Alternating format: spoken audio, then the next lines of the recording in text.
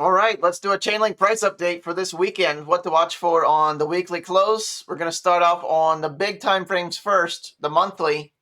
Check out the damage, and then zoom in all the way to the daily. We'll check out what to watch for the next 24, 48 hours or so. If you liked the video, give us a thumbs up, subscribe for more content, and be sure to check out Patreon if you want more help navigating this cycle. Daily updates are found in there. Okay, the monthly chart.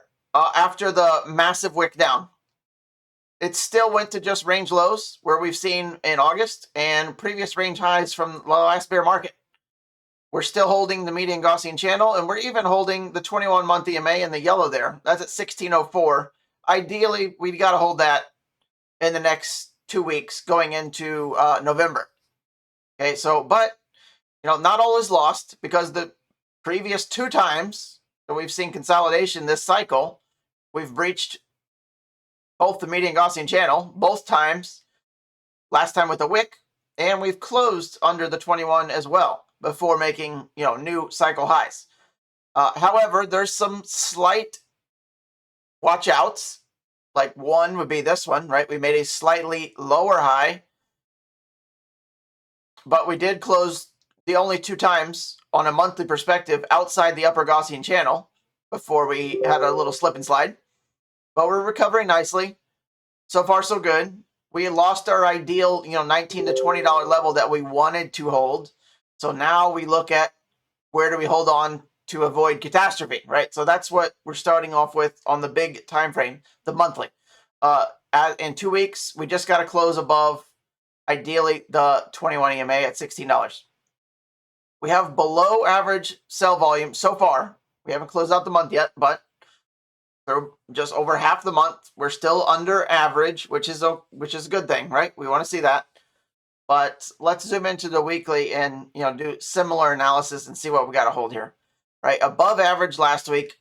Obviously, if you're having a high of $24 and a low of $7, right, you're going to see some sell orders, right? Obviously, we've reached everything we wanted to hold. We've kind of lost this W pattern, right? We had to really kind of maintain these highs that we talked about. Around 1950 was really where we lost it, and we closed last week at $19. So we had this week to kind of recover, but due to market situations, we are it's not Link's fault. It's just victim of the timing of the market right now. We're doing our best to kind of hold volume down this week, even though we're moving lower.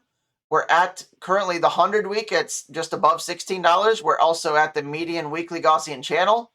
And you guessed that's our closing target for this week. In 2 days, 9 hours, we got to close again above that $16 level, $16.19 to be specific, at the 100 and $16.14 for the median Gaussian channel. That's where we got to hold. Also, previous range lows from July, right? That low close was at $16.30. We'd like to not invalidate that if we could all hope for and wish for Santa Claus on that one. But not all hope is lost, right? We're still on the bullish side of the fence, and we're still putting in, higher lows here, right? What's the trend on the lows? Well, it's moving up, right? So until we invalidate that and start to close under these, we've still got, a chip and a chair here. Okay, so there's our low support zone. If we breach that, yeah, game over. We don't have to worry too much longer if we're getting down into this territory. But until then, Bitcoin holding above its 50 week.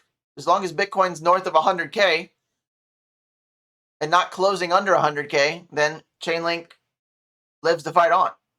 So right now we're at kind of the median gray zone of, we hope we can hold this area, right? We have previous range highs, previous range lows, 100 week, median Gaussian channel, a lot going for it here. We have the 200 week way the hell down here at 1430. That would be kind of our final bullish leg to stand on. If you're under your 200 week, it gets dangerous, but we've been there before and still recovered. So keep that in mind. All right, let's move into the daily.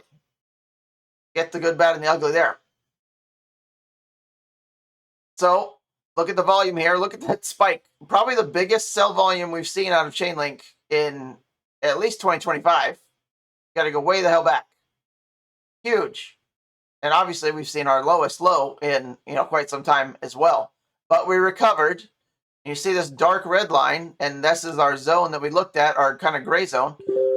That's the 600-day EMA.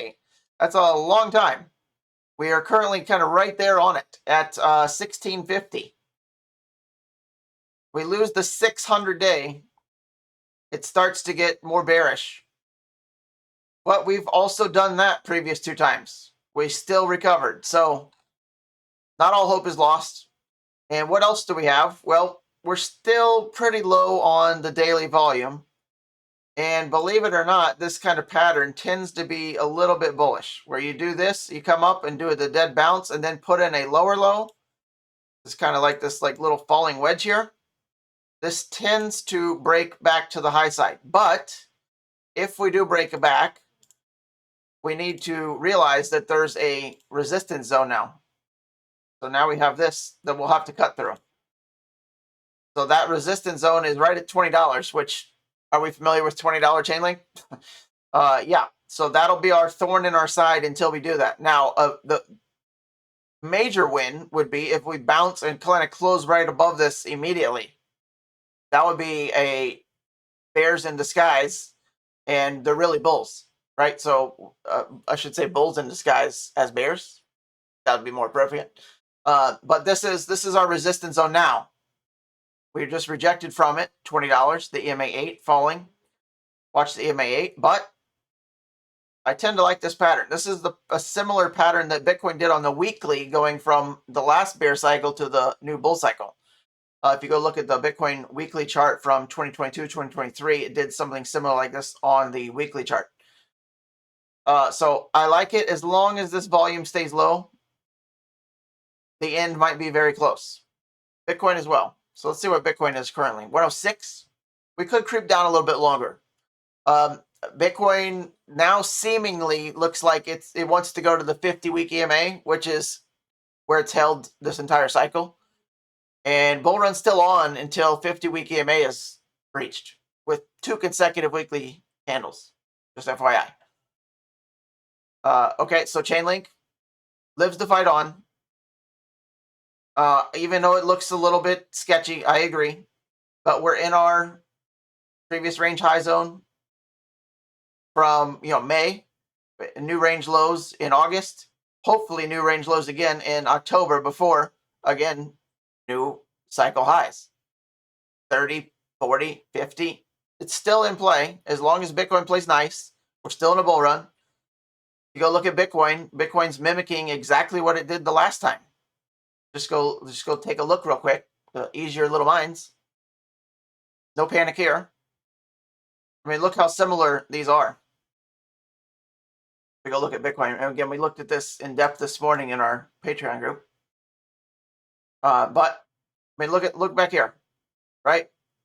Huge wick candle move down, recovered above the EMA 14, big bar the next week. Huge wick move down, recovered back above the EMA 14, big bar next week. But we eventually tested the 50 EMA, just like we did the time before that. 50 EMA, the green line, getting to move up, move down, volatility to the 50 EMA. So we're still rhyming with this. And until we start to close in the weekly Gaussian channel as well, that's 100K, less, sub 100. The show goes on. You don't have to overcomplicate it here, right? So Chainlink, same boat. The show goes on until Bitcoin says it's no longer on. All right, we got our quote and card of the day. Where there is no vision, there is no hope.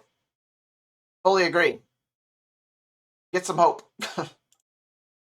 Visualize Bitcoin at 150K. That'll do it for us. All right, card of the day. The very cheap 500K Rolls-Royce Phantom 2023. Just as much as a house, no big deal. We'll take 3. The doors are backwards. The insides are very nice. If you don't know, the hubcaps on these Rolls Royces, they always stay like that no matter when you're driving. They have ball bearings in here, so they never move from that position. So as you're driving, it still says Rolls Royce like that. Pretty cool. Looks great, but I mean, you could also buy like a 2008 and it looks just like this. So they kind of timeless design, of course, but you know, if I'm spending 500K or 80K, like you can find like 2008s for 80K now. To the untrained eye, I mean, you would never know that this isn't a 2008.